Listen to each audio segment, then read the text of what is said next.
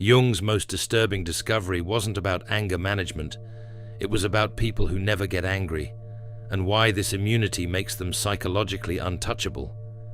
In his clinical practice, Jung documented patients with what he called emotional impermeability, individuals who remained completely calm when insulted, unbothered by criticism, and unaffected by others' attempts to provoke them. They never took things personally, never reacted defensively, and seemed immune to the emotional triggers that controlled everyone else. Jung called this discovery disturbing because these people didn't suppress their emotions or practice detachment. They had undergone a specific psychological transformation that made other people's behavior irrelevant to their inner state, giving them an almost supernatural level of emotional freedom. Today, I'll show you Jung's most disturbing discovery about people who never get angry, and the psychological process he believed could make anyone completely unbothered by others' actions.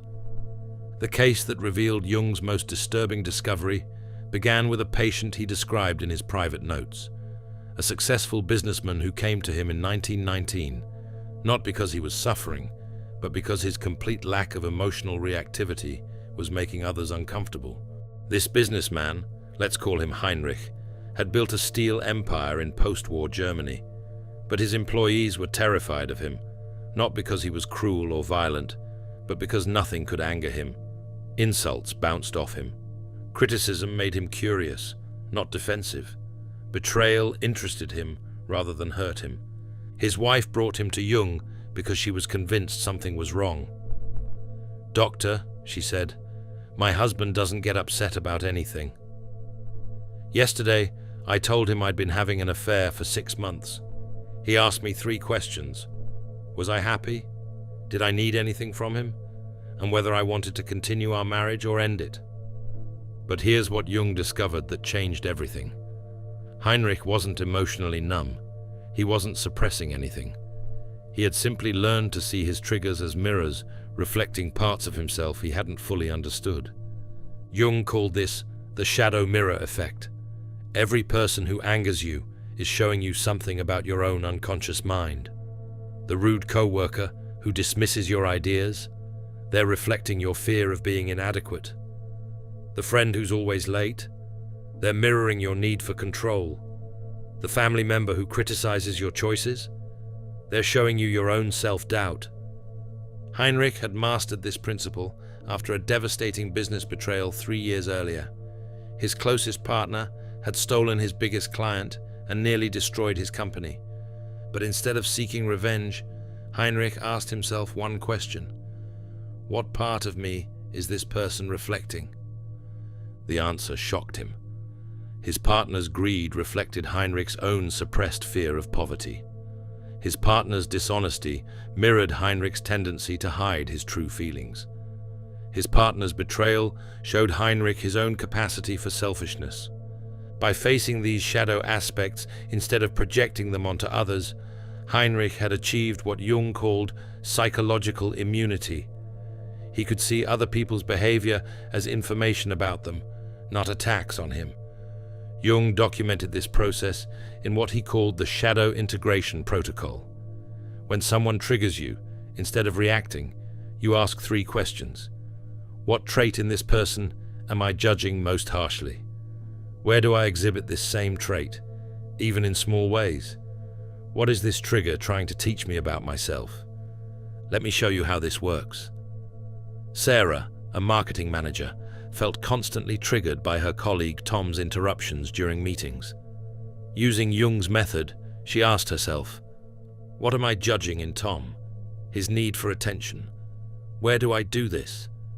She realized she often dominated conversations when feeling insecure. What was this teaching her? That her anger at Tom was really frustration with her own attention-seeking behavior. Once Sarah owned this shadow aspect, Tom's interruptions stopped bothering her. She could see them as his insecurity, not an attack on her worth. That's the power of the shadow mirror. It transforms triggers into teachers.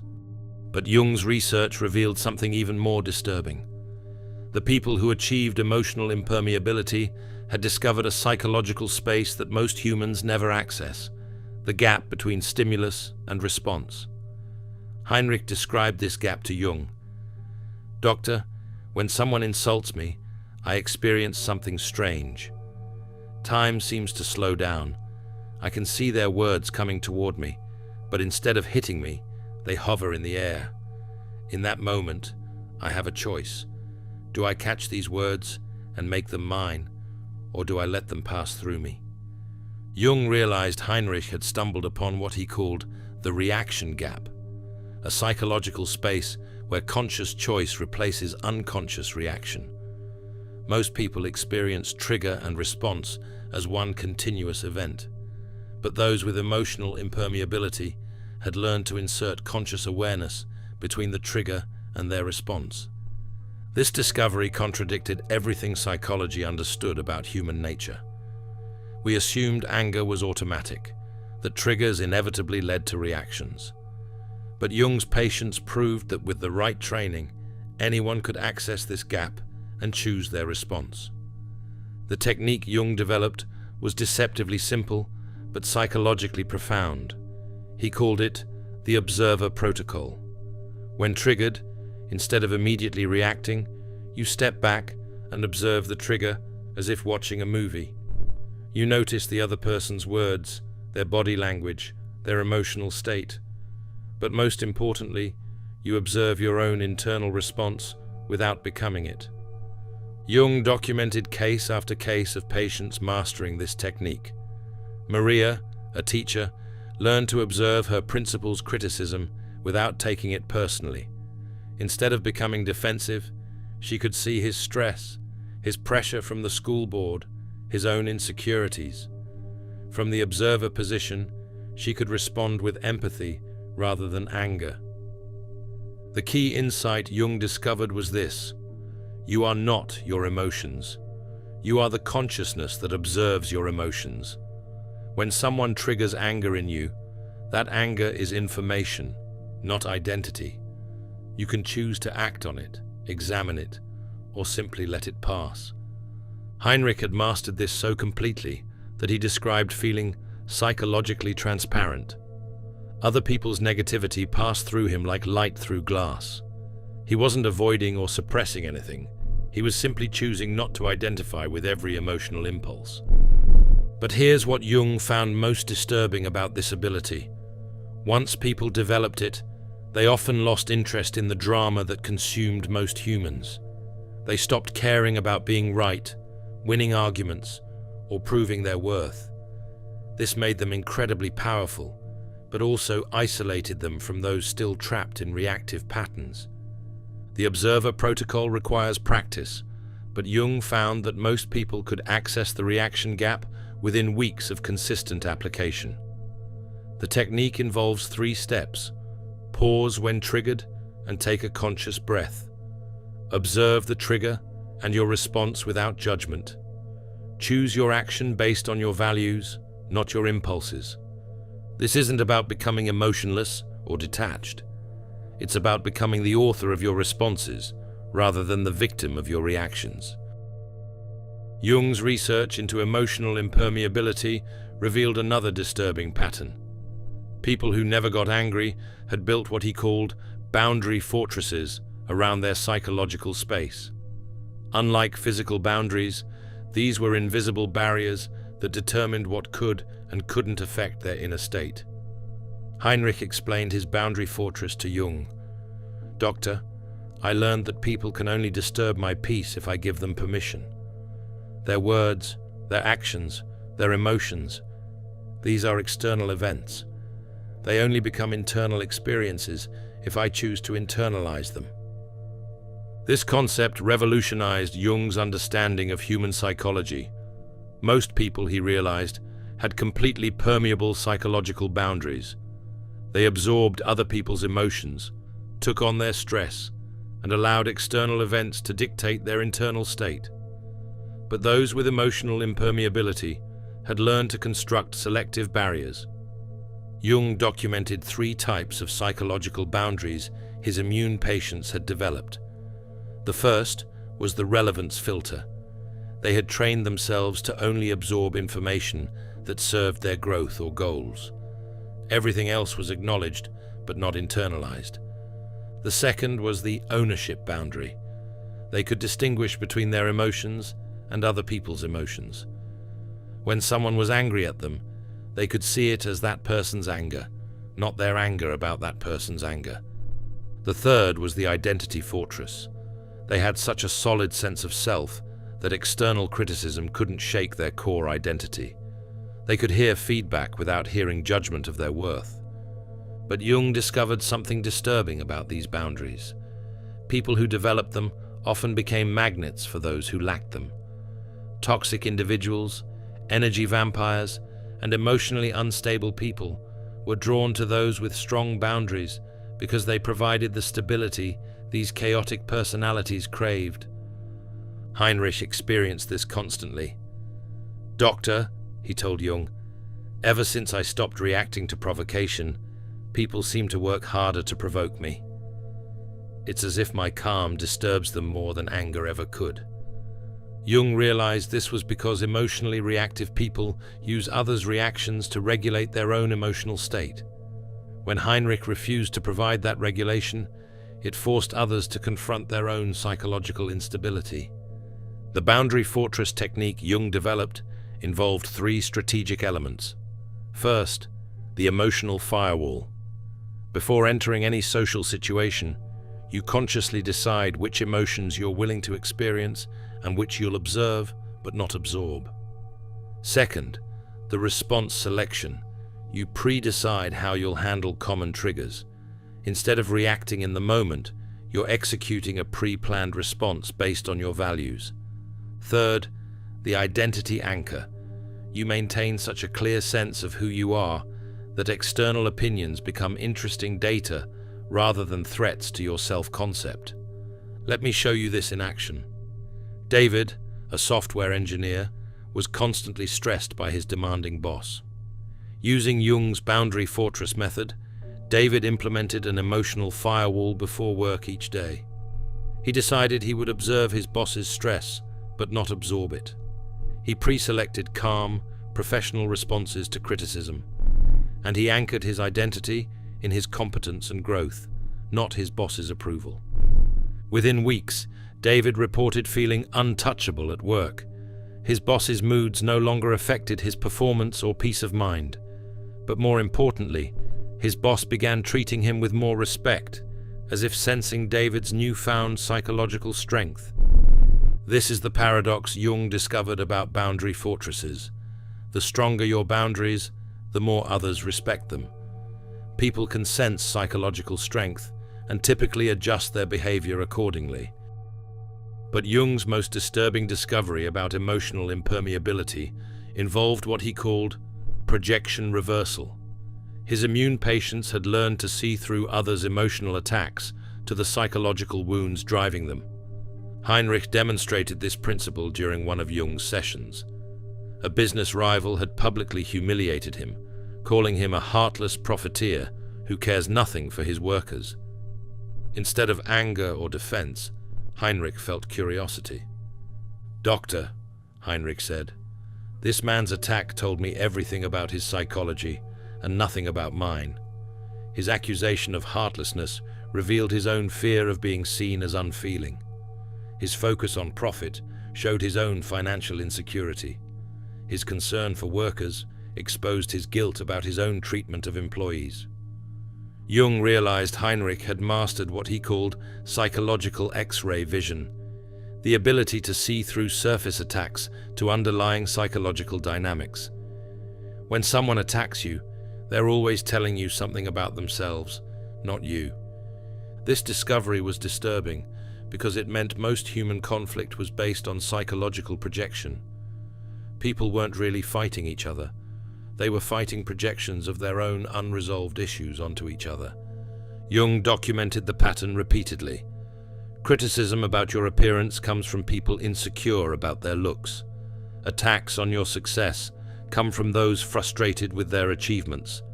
Judgments about your choices come from those doubting their own decisions. But here's what Jung found most troubling. Once you could see these projections clearly, it became almost impossible to take personal attacks personally. You started feeling compassion for the psychological pain driving others' aggression. Heinrich described this shift. "Doctor, when someone attacks me now, I see a wounded child lashing out in pain. How can I be angry at a child for crying? Instead, I feel curious about what hurt them and whether I can help." This is the ultimate psychological immunity, Jung discovered. When you can see others' attacks as expressions of their pain rather than assessments of your worth, you become completely unbothered by their behavior.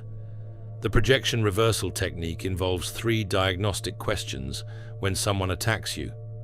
What quality are they attacking in me? Where might they struggle with this same quality?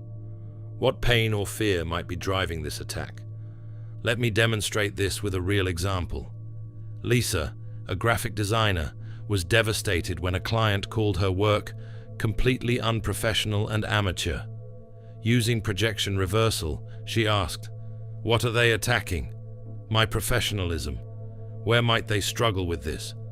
She remembered the client mentioning feeling like an imposter in their industry. What pain drives this? Fear of their own unprofessionalism being exposed. This insight transformed Lisa's response. Instead of taking the criticism personally, she could see it as the client's projection of their own professional insecurities. She addressed their concerns professionally while maintaining her inner peace. But Jung warned about a dangerous side effect of mastering projection reversal. Once you could see through everyone's psychological defenses, maintaining genuine relationships became challenging. You might feel like you were surrounded by wounded children rather than equal adults. Heinrich experienced this isolation. "Doctor, sometimes I feel like I'm the only adult in a world of hurt children. I can see everyone's pain so clearly that I struggle to take any of their behavior seriously." Jung realized this was the price of psychological immunity, clarity about human nature that could lead to detachment from human drama. The key was learning to see others' pain without losing compassion for their experience. Jung's final discovery about emotional impermeability was perhaps the most disturbing of all. His patients hadn't just learned to avoid being triggered, they had developed what he called emotional alchemy, the ability to transform every trigger into psychological gold. Heinrich explained this process. "Doctor, I no longer see difficult people as problems to avoid. I see them as teachers bringing me exactly the lessons I need for my growth. The more someone can trigger me, the more valuable they are to my development." This represented a complete reversal of normal human psychology. Instead of avoiding triggers, Heinrich actively sought them out as opportunities for growth. Instead of seeing difficult people as enemies, he saw them as unconscious allies in his psychological development. Jung realized this was the ultimate stage of emotional impermeability, transforming every external challenge into internal advancement. His immune patients had learned to use other people's negativity as fuel for their own psychological evolution. The process Heinrich described was methodical. When triggered, instead of reacting or even just observing, he would immediately ask, "What is this person teaching me about myself? What weakness are they exposing that I need to strengthen? What shadow aspect are they forcing me to confront?" But here's what Jung found most disturbing. This level of psychological development created individuals who were nearly impossible to manipulate, control, or defeat emotionally. They had transformed every potential weakness into a source of strength. You already know this truth intuitively. External validation cannot inflate you because you don't need it. External criticism cannot deflate you because you use it for growth. You have the capacity to become emotionally invulnerable, not through armor, but through the alchemy of turning every challenge into wisdom. This emotional alchemy involved 3 transformation processes.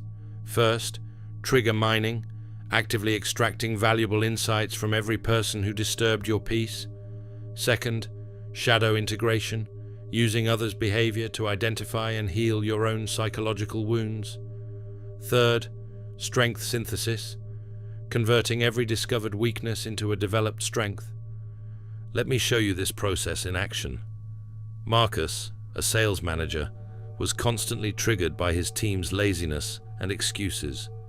Instead of just managing his reaction, he used emotional alchemy. He asked, "What is their laziness teaching me? That I expect others to share my drive without understanding their motivations? What weakness does this expose? My inability to inspire rather than demand. What strength can I develop? The skill of motivating others through connection rather than pressure." Marcus transformed his trigger into a growth opportunity.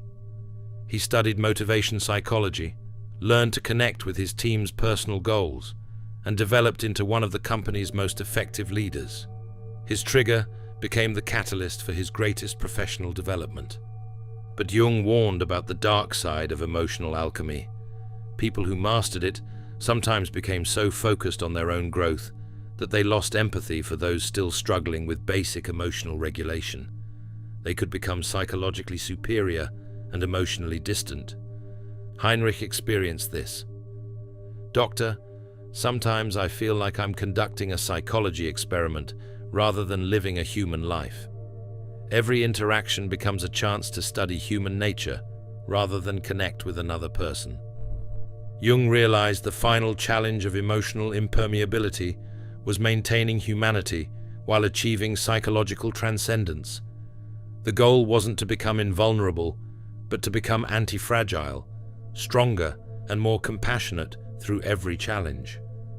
As Jung wrote, "The acceptance of oneself is the essence of the whole moral problem and the epitome of a whole outlook on life." True immunity required accepting both strength and vulnerability. The ultimate stage of emotional alchemy involved what Jung called compassionate immunity, using your psychological strength to help others rather than to distance yourself from them. Heinrich eventually learned to use his immunity not as a shield, but as a bridge, helping others develop their own emotional resilience. Jung's final observations about emotional impermeability revealed its ultimate purpose, not to escape human connection, but to engage with it from a position of psychological strength. He called this stage the compassionate warrior, someone who could remain untriggered while still caring deeply about others. Heinrich's transformation into a compassionate warrior happened gradually. Initially, his immunity created distance between him and others. People found his unshakable calm unsettling, even threatening. But Jung helped him understand that true emotional immunity included the ability to make others feel safe and understood. "Doctor," Heinrich reflected, "I realized my immunity was incomplete if it only protected me. True strength means creating space for others to feel their emotions without judgment while maintaining my own center." Jung documented how Heinrich learned to use his emotional immunity in service of others. When his wife expressed frustration, instead of remaining unmoved, he could hold space for her feelings without absorbing them. When his employees brought him problems, he could listen with full presence without taking on their stress. This is the paradox Jung discovered about ultimate emotional immunity. It requires maintaining your humanity, not transcending it. The compassionate warrior can feel others' pain without suffering, witness others' chaos without becoming chaotic, and offer support without becoming depleted. The technique I developed from Jung's observations involved emotional aikido, using the energy of others' emotions to help them, rather than resisting or absorbing that energy. When someone brings you anger, you redirect it towards solutions. When someone brings you sadness, you transform it into compassion. When someone brings you fear, you alchemize it into wisdom. Heinrich mastered this so completely that people began seeking him out during their worst emotional crises. His presence alone seemed to calm others' inner storms, but he achieved this not through emotional detachment, but through emotional mastery, feeling everything but being controlled by nothing. Jung's final notes on Heinrich revealed the ultimate secret of emotional impermeability. He has learned to love others' humanity while remaining untouchable by their chaos. This is perhaps the highest achievement of human psychology, complete vulnerability combined with complete invulnerability. The businessman who couldn't be bothered became Jung's greatest case study in human psychological potential. Heinrich proved that emotional immunity isn't about becoming cold or detached. It's about becoming so psychologically strong that you can remain warm and connected even in the midst of others' emotional storms. Jung's disturbing discovery about people who never get angry revealed the ultimate truth about human nature. We are not victims of our emotional reactions. With the right understanding and practice, anyone can develop the psychological immunity that makes others' behavior irrelevant to your inner peace. The path Heinrich traveled, from shadow integration through boundary fortresses to emotional alchemy, and finally to compassionate warrior, represents the complete journey of psychological development that Jung believed every human could achieve. Today you've learned the psychological techniques that Jung documented in his most private case studies. The shadow mirror that transforms triggers into teachers, the reaction gap that gives you choice over your responses, the boundary fortress that protects your psychological space, the projection reversal that helps you see through others' attacks, the emotional alchemy that turns every challenge into growth, and finally, the compassionate warrior that maintains humanity while achieving immunity. Jung's most disturbing discovery wasn't that some people never get angry.